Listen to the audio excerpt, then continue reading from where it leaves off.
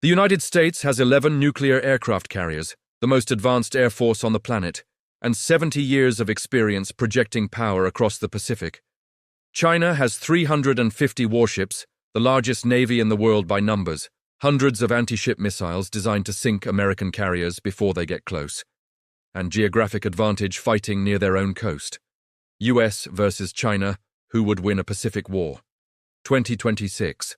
Analysis isn't about rooting for war. It's about understanding the most consequential military competition of the 21st century, where American dominance in the Pacific built since World War II is being challenged for the first time by a near-peer adversary with money, technology, and the will to fight. And stick with me until the end, because you're going to learn why this wouldn't look anything like Iraq or Afghanistan, and why American carriers might not survive the first 48 hours, and why the real question isn't who has more ships, but who can sustain combat operations further from home while taking catastrophic losses. First, let's establish what we're actually comparing.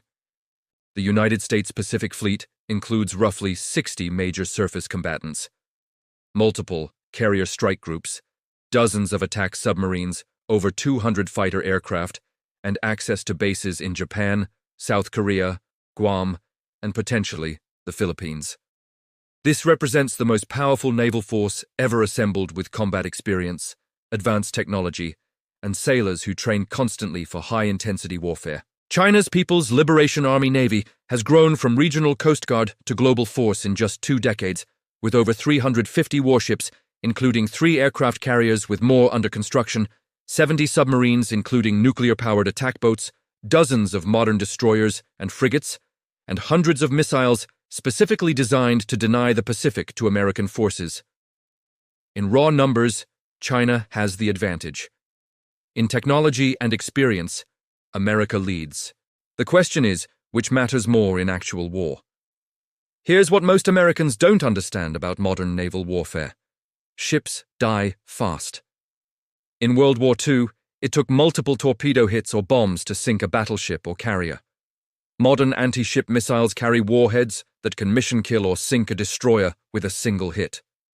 The Chinese DF-21D and DF-26 missiles, nicknamed carrier killers, are designed to hit moving ships from over 1,000 miles away. They launch from mobile platforms deep inside China, fly into space, come back down at hypersonic speeds, and maneuver in terminal phase, making interception extremely difficult.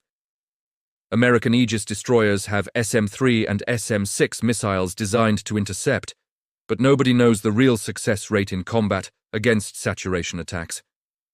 If China launches 50 missiles at a carrier strike group, can we intercept all 50? Probably not, and if even 2 or 3 get through, an American carrier might be out of the fight or sinking with 5,000 sailors aboard. Now here's the geographic problem that changes everything. US versus China, who would win, depends entirely on where the fight happens. If war breaks out over Taiwan, China is fighting 100 miles from their coast. Every Chinese fighter can fly multiple sorties per day returning to mainland bases. Chinese ships operate with land-based air cover and missile support.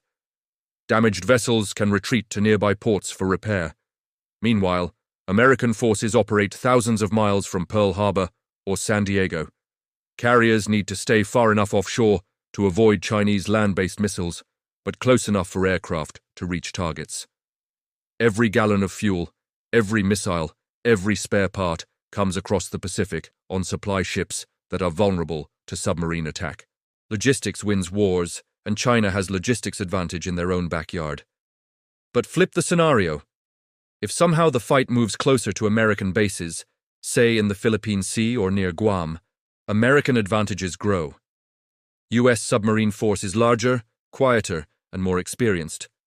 American pilots have vastly more training hours and combat experience. Our network of bases spreads Chinese targeting problem across multiple locations. And American ability to coordinate complex operations across services is unmatched. So the real answer to US versus China, who would win, is it depends on the scenario, the objectives, and how long the war lasts. China would have advantage in short, sharp conflict near their coast. America would have advantage in sustained campaign where experience, logistics, and allied support matter. Let's talk numbers directly from 2026 data. United States Navy operates approximately 290 warships total, with about 60% of those in the Pacific Theater. China operates approximately 350 warships, almost all concentrated in the Pacific and South China Sea. In submarines, America has roughly 50 attack submarines, many nuclear-powered with unlimited range. China has roughly 70 submarines, but only about 12 are nuclear-powered. The rest are diesel-electric with limited range and endurance. In aircraft carriers, US has 11 supercarriers each, carrying 70 to 80 aircraft. China has 3 carriers with a 4th under construction, each smaller and carrying fewer aircraft. In destroyers and frigates, numbers favor China significantly with modern ships built in just the last decade. Fighter aircraft comparison. US operates F-35C from carriers and F-22, F-35A, and F-15EX from bases with around 400 combat aircraft potentially available in Pacific Theater. China operates J-20 stealth fighters, J-16 multi-role fighters, and older J-10 and J-11 variants, with roughly 600 combat aircraft in theater, but many are older generation. In missiles, China has massive advantage in land-based anti-ship and ballistic missiles because they're defending their coast. America has more cruise missiles and air-launched weapons, but must deliver them from ships and aircraft within range. Here's the equalizer. American submarines. China's anti-submarine warfare capability is their weakest area. American Virginia-class and Los Angeles-class attack submarines are among the quietest in the world, operated by the best-trained crews. In a Pacific war, American submarines would wreak havoc on Chinese surface fleet, sink supply ships, cut undersea cables, and potentially blockade Chinese ports. China would struggle to find and kill American subs while American subs find and kill Chinese ships systematically. This is America's asymmetric advantage that could offset Chinese numbers. But China has their own asymmetric advantages: cyber warfare and space weapons. War starts not with ships shooting, but with cyber attacks taking down networks, satellites being blinded or destroyed, GPS being jammed, and communications disrupted. China has demonstrated anti-satellite weapons. If they blind American satellites in the first hours of war, US forces lose precision targeting, communications, and intelligence. Fighting degraded or blind is nightmare scenario that Pentagon plans for, but hopes never happens. Drop a comment right now. Do you think US aircraft carriers are obsolete in the age of Chinese missiles? Yes or no? And keep watching because Part 2 breaks down hour by hour how this war actually plays out, including the scenario most people don't expect that gives America the edge. Now let's run the actual war scenario, hour by hour, because US versus China who would win aren't theoretical anymore. We have Wargames, simulations and analysis from CSIS, Rand Corporation, and Naval War College that model exactly this fight. Hour 0. Crisis erupts, could be over Taiwan, could be South China Sea territorial dispute, could be accident that escalates. President orders Pacific forces to battle stations. Carrier strike groups start moving toward the fight. Submarines are already forward deployed and go weapons free. Hour 1. China launches first strike. Not against carriers yet, because they don't have precise location. First strike is cyber and space. Attacks on American satellites, GPS jamming, cyber attacks against base networks, communications disruption. Some satellites go dark, some systems go offline.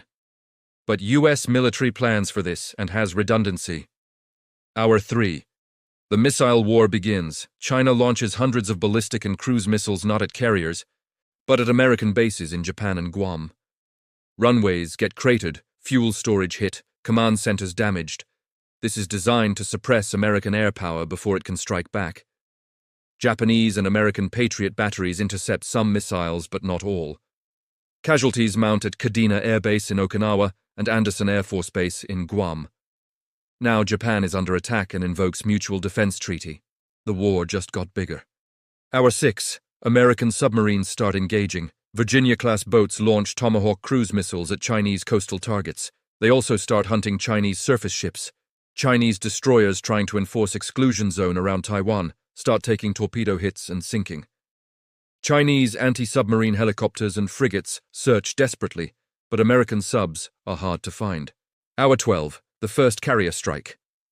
USS Ronald Reagan and USS Carl Vinson launch full alpha strikes with F-35Cs and FA-18 Super Hornets, going after Chinese ships and land targets. Chinese defenses engage. Some American aircraft are shot down by Chinese J-20s and surface-to-air missiles. But American pilots are better trained and American jamming is effective. Damage is inflicted on Chinese forces.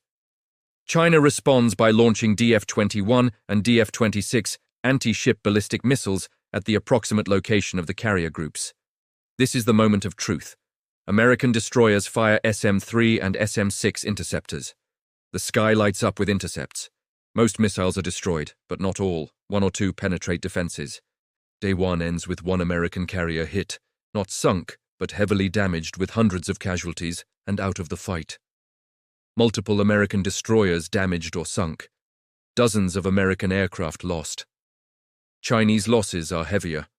Multiple destroyers and frigates sunk by submarines and air attacks. Dozens of aircraft lost, coastal bases hit by cruise missiles. But China is fighting near home and can sustain higher losses. Day 2. America's advantage starts to show. More submarines arrive, and the Chinese fleet can't move without being hunted. American tankers enable longer-range strikes from Guam and potentially even Hawaii. B-52 and B-1 bombers launch standoff strikes with long-range missiles from outside Chinese defensive range. Chinese naval forces are being attritioned faster than they can replace. But here's where China has an option, America doesn't. Escalation to Taiwan itself. If China is losing the naval war, they can try to take Taiwan quickly with airborne and amphibious assault before US can stop them. Now American forces have to defend Taiwan while fighting the naval battle. Resources are split. The problem multiplies. Day 3. Major air battle over the Taiwan Strait. American F-35s and Chinese J-20s in first peer stealth fighter engagement in history. The battle is chaotic, and losses on both sides are significant. Neither side achieves air superiority. Ground-based air defenses on both sides are too strong. Day 5. Economic pressure becomes unbearable. Shipping through the South China Sea has stopped. Oil prices have tripled. China's economy, which depends on imports, is being strangled. But American economy is hurting too. Supply chains are destroyed, markets are closed, pressure for ceasefire is enormous. Week 2. This is where American staying power matters. Despite losses, US can bring more forces into theater from Atlantic, from reserve, from allies. Japan is now fully engaged with its modern navy and air force. Australia is sending ships and aircraft. The coalition is forming. China is more isolated. Their losses can't be replaced as quickly. Week 3. Chinese fleet has been reduced significantly. American submarines have sunk dozens of warships. Airstrikes have destroyed port facilities. But Taiwan is heavily damaged and partially occupied by Chinese forces. Neither side can claim victory. Both have suffered catastrophic losses. Here's the realistic war termination scenario. Neither side surrenders because both are nuclear powers and defeat means regime survival questions. Instead, fighting freezes in place. Some kind of negotiated armistice emerges. Taiwan is neither fully independent nor fully conquered. Both sides rebuild and prepare for round 2. This is how modern wars between nuclear powers end, not with victory parades, but with exhausted stalemate and frozen conflicts. The question isn't who wins, but who loses less, and the answer is both sides lose enormously while the global economy collapses and millions suffer. Now the scenario most people don't expect. What if America doesn't fight the naval battle at all? What if instead of sending carriers into Chinese missile range, America fights asymmetrically? Use submarines to blockade China, cut undersea internet cables, launch cyber attacks, use bombers with standoff weapons from extreme range, arm Taiwan heavily, and let them defend themselves while America strangles China economically. Don't fight China's fight. Fight America's fight, leveraging advantages in submarines, cyber, space, and coalition, while avoiding disadvantages in surface fleet battles near Chinese coast. This is the strategy some analysts advocate. Less heroic, but more effective. Comment: which strategy makes more sense, naval battle or asymmetric blockade? And keep watching part 3, because I'm revealing what the Pentagon actually believes about this fight, based on real war games and what needs to change to avoid catastrophe.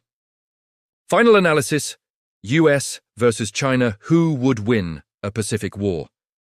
Based on multiple war games, including the comprehensive CSIS Taiwan scenario conducted in 2023 and updated for 2026 capabilities, the answer is the United States would likely prevail militarily, but at catastrophic cost that might constitute strategic defeat. Let me explain what that means. In the modal scenario, Chinese attempt to take Taiwan is defeated. American and Japanese forces combined with Taiwanese resistance prevent successful invasion. Chinese fleet is heavily damaged by American submarines and air power. But in the process, America loses 2 aircraft carriers sunk or mission-killed, 10 to 20 major surface combatants damaged or destroyed, 200 to 400 aircraft lost, and 10,000 to 20,000 American military casualties in the first 3 weeks. Those are World War II-level losses happening in days and weeks instead of years. China loses more, potentially 50 warships sunk, hundreds of aircraft destroyed, tens of thousands of casualties, and failure to achieve political objective of taking Taiwan. But China is an authoritarian state that can control information and maintain political control even with massive losses. America is democracy, where 2 aircraft carriers sunk and 15,000 dead in 3 weeks would cause political earthquake.